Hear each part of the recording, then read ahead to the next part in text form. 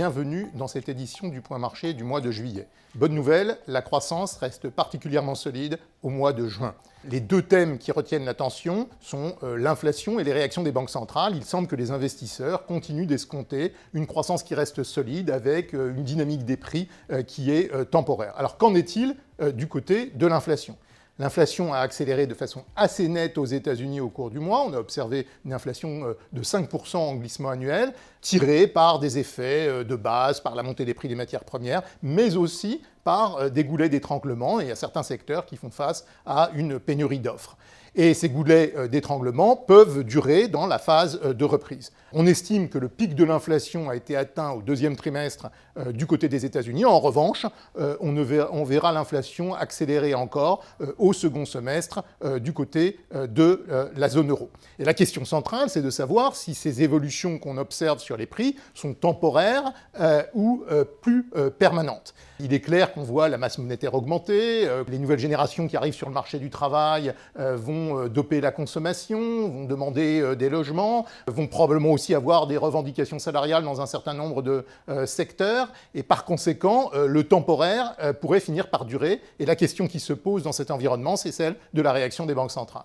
Du côté des États-Unis, la Réserve fédérale ne va pas se précipiter pour remonter les taux directeurs. L'inflation va sans doute évoluer au-dessus de 2%, et la Réserve fédérale s'est dotée d'un nouveau cadre stratégique dans lequel elle accorde une place centrale à l'évolution notamment du marché du travail. Et on est encore très loin du plein emploi aux États-Unis. Alors la Réserve fédérale a publié ses propres anticipations sur ses taux directeurs, avec des augmentations de taux d'intérêt attendues sur 2023. Ceci dit, le président de la Réserve fédérale lui-même a été particulièrement accommodant, et au final, le taux d'intérêt référence pour les marchés, qui est le taux d'intérêt à 10 ans sur les titres du Trésor américain, a fini en léger repli inférieur à 1,45%.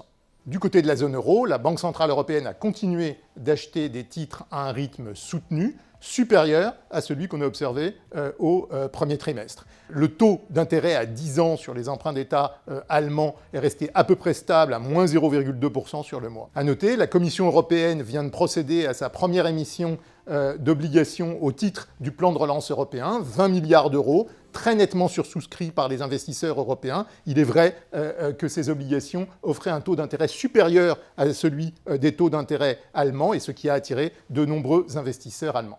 Alors, du côté des évolutions de marché, les prix des matières premières ont plutôt grimpé au cours du mois. D'abord le pétrole, mais également les prix de la plupart des métaux en raison de la reprise économique, de pénurie sur certains métaux. En revanche, l'or s'est quant à lui légèrement replié, avec sans doute les attentes de durcissement du côté de la Réserve fédérale. Du côté du taux de change, le dollar s'est raffermi à 1,19 $ vis-à-vis de l'euro.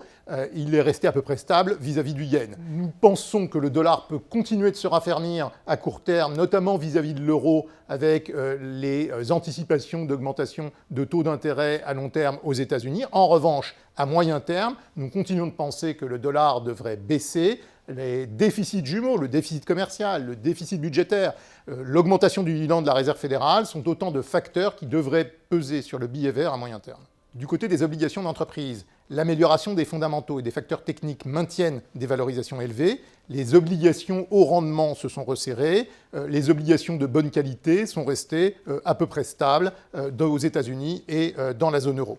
Du côté des bourses, l'évolution est restée favorable, soutenue par la reprise économique, par l'appétit des investisseurs qui continuent de tabler sur une reprise non inflationniste. En définitive, on a vu les bourses aux États-Unis et en Europe augmenter d'à peu près 2%, 1% au Japon et un léger repli de 2% pour ce qui est de l'indice Hang Seng de Hong Kong.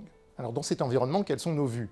Nous continuons de penser qu'il faut agir avec grande prudence. Certes, la reprise n'est pas terminée, mais elle est en grande partie prise en compte par les marchés et notamment par les bourses. Du côté des taux d'intérêt, nous maintenons le cap. Nous continuons de tabler sur une remontée graduelle des taux d'intérêt à long terme et nous maintenons des positionnements sur les obligations d'entreprise. Du côté des marchés émergents, nous pensons que l'inflation, ce n'est pas simplement un problème qu'on voit du côté des États-Unis, on le voit aussi du côté des marchés émergents. Les banques centrales de ces pays ont commencé à durcir leur politique monétaire, donc il faut rester particulièrement prudent, mais nous pensons qu'il y a des opportunités à saisir, que ce soit sur les devises ou sur les taux d'intérêt et même éventuellement sur les actions.